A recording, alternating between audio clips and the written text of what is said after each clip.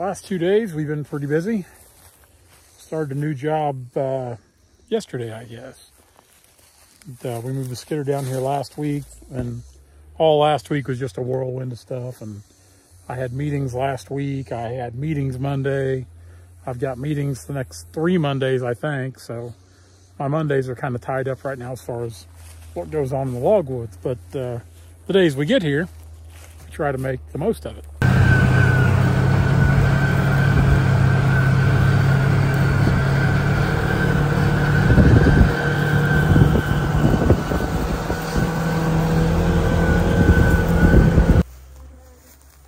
Me and Johnny, he's on the skidder and I've been doing the cutting, but we've been putting some trees on the ground.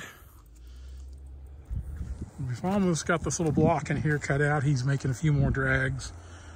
We should just about finish that block up tomorrow. Actually, there's no just about. We will finish up that block tomorrow because there's not that many more trees left to go. If the landowner decides he wants to cut, this is just a hunting property. Let me go back and explain some of this. So this is just a hunting property for an out-of-town client. He kind of had an idea what he wanted done here.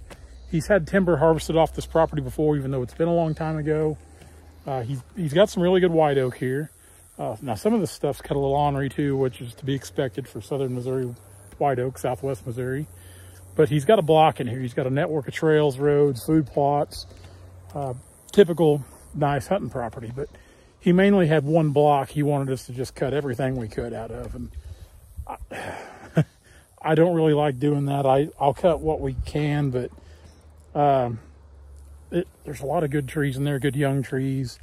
And just in my professional, honest opinion, I can't consciously cut some of that small stuff because I know they're going to grow up not too many years from now and be good trees, kind of like what we're standing on here. So we did cut it a little closer than I normally like to cut some of these trees.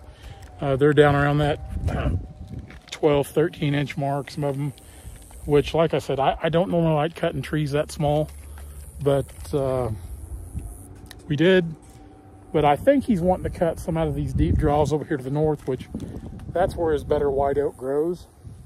And we've already had 2 of the neighbors talk to us about looking at their timber while we're here. This piece of ground's landlocked, so we've actually got to go through one neighbor, an easement, to get onto this property. It's a heck of a deal.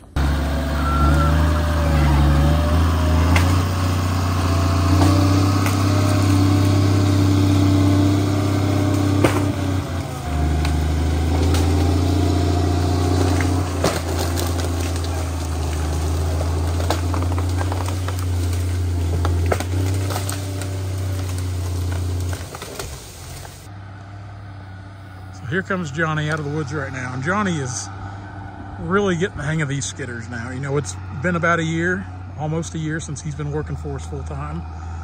But he's really, the last couple jobs, he's really shined on the skidders. We kind of switched him up here. He's on one of these 648s. And now going from the 548 to the 648, that's a pretty big switch. Just because of the size and the mobility. They're not near as nimble as the 548, but he can drag a lot more.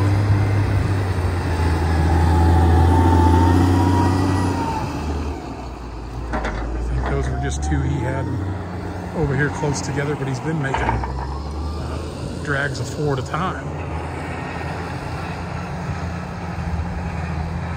Now the 548, it's been getting a little work done to it. We had a valve, a hydraulic valve that was sticking, and it was causing the hydraulics to overheat. And we had a cylinder that was leaking. We went ahead and got it fixed too there at the shop. So it's ready to go out on the next job. As soon as we leave here, we'll be taking the 548 over to Bernal, Missouri. It's the Yutzy Bar. Everybody always asks about that thing. We don't take it to every job, but it does have its place. I've been bucking with the saw, then Johnny's been bucking with the Yutzy Bar. And it's starting to kind of sprinkle and rain, although the sun's trying to bust through. I don't think we're gonna get much. I wish it'd come a hard rain. I wish it'd just get wet.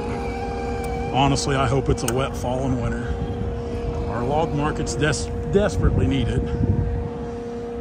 It's been too dry for too long, and everybody's just been able to run as hard as they can and get logs out, and that saturates things. So a wet winter would be good. The guys that can withstand wet winters.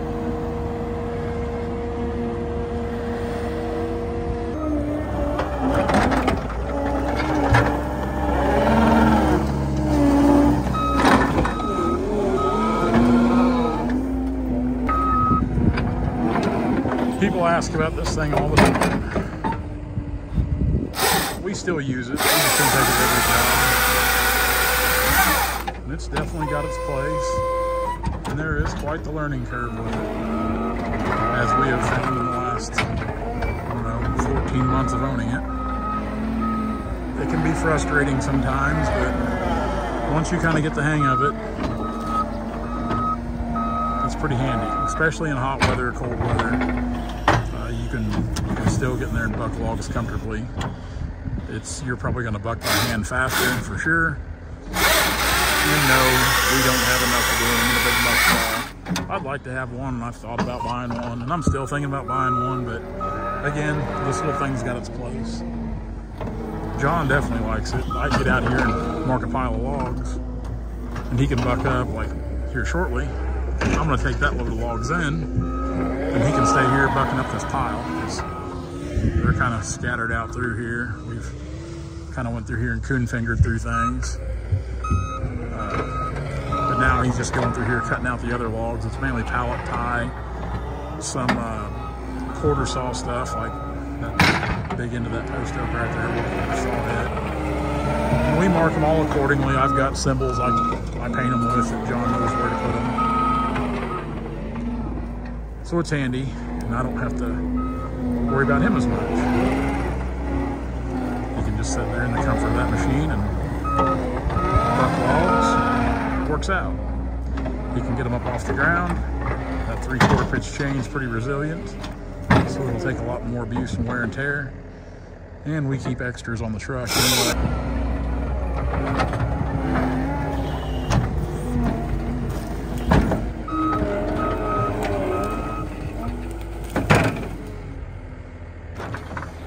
There's definitely a learning curve to these things. There's times we love it, there's times we're aggravated with it. Cold weather, bucking logs is definitely one of those times we love it. Hot weather, bucking logs is definitely one of those times we love it. What makes it nice is I can go through here and I can mark up the pile of logs. Had to check the pressure on our tires. We had one of the outside duals there in the middle low.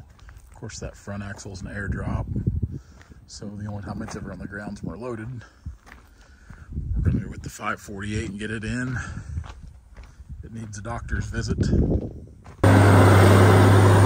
little guy back home. We got a valve sticking in it. We're going to have it looked at tomorrow, actually. It's been heating up the hydraulics a little bit. I don't like that. And we've got a wiper seal on the grapple cylinder on the tongs that's leaking, so we'll get that addressed real quick. This thing here, if there's ever any leaks, any issues, it's addressed right away like most of our equipment. I do not like leaks. I do not like things to not work as they should. We try to keep things in tip-top shape, especially on this little guy.